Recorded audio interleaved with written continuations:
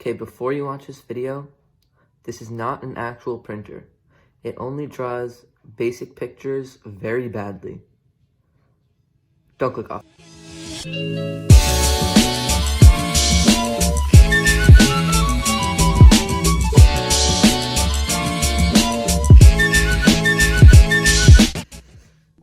Okay, so this is a very ambitious project, and honestly, I have no idea how to proceed.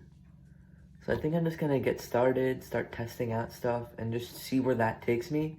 And yeah, I'll give you an update once I've done that. So a simple printer needs to be able to move in two different directions in order to be able to print two-dimensional pictures.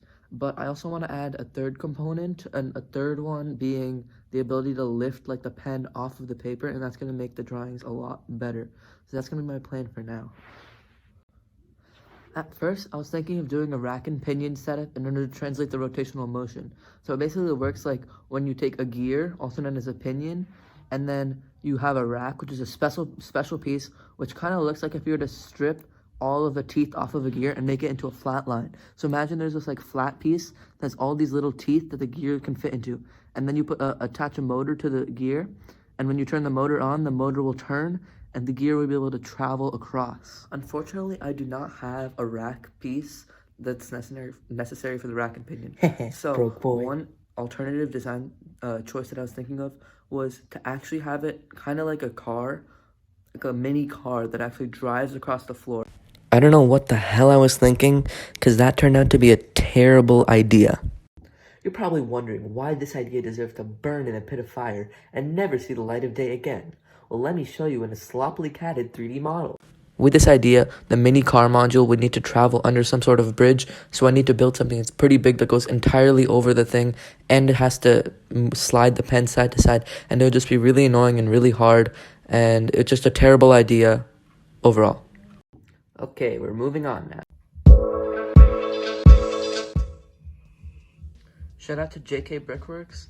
This design is just basically a worse version of his EV3 Telegraph Plus printer, so go check him out. I'll put all of his links in the description below. So this turned out a lot worse than I expected. It's jank, it's flimsy, and it's ugly as hell, but at least it works, I think. Actually, I shouldn't say it works. I should say at least it barely works. And to me, right now, that's good enough. You know, that's good enough. Okay, here's the design. Alright, so in this front part, this is like where the paper enters. Okay, so nobody wants to hear this. All you need to know is that the wheels pull the paper in, and the pen can also slide side to side. You know, all in all, this is a pretty jank bot, as you can see. You got all this random stuff going on. Honestly, I have no idea what I was thinking when I was building this, but at least it somewhat works, so I'm just gonna roll with it.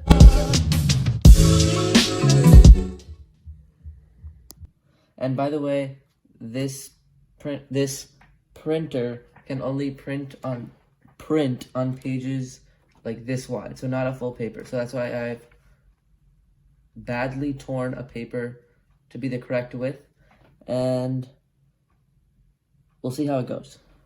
Okay, it is time to go. I have my pen in place. As you can see, this is the very first time I'm doing it, which is why there are markings on the back of this page.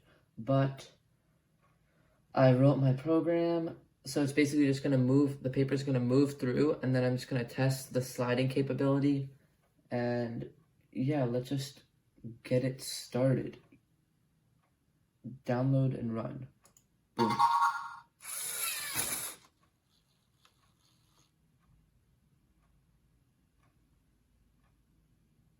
That completely failed. Okay, I think I just made a stupid mistake. This is already at its max sliding distance this direction, so I've switched the direction in the program, and I've also made the speed of the motors slower, so the paper moves slower through the thing, and hopefully it's more smooth. So now this is the second attempt. Down the run. Ooh, that's pretty nice. But it stopped in the middle. Oh, that's pretty good. Wait, let's try it again. Huh. That's strange. So the sliding seems to be working fine. For some reason, it's not moving forward. Wait, let me try it one more time.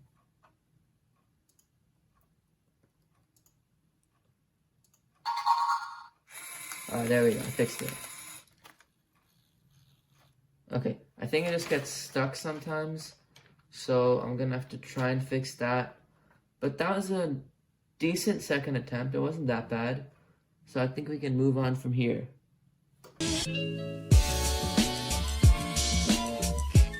Alright guys, thanks for watching part 1 of this video. Make sure to like, comment, and subscribe. And I'm going to be trying to put out part 2 probably next week. So part 2 is going to be like the programming and all the fine tuning and stuff. So make sure to stay tuned for that. So make sure to like, comment, and subscribe. And thanks for watching.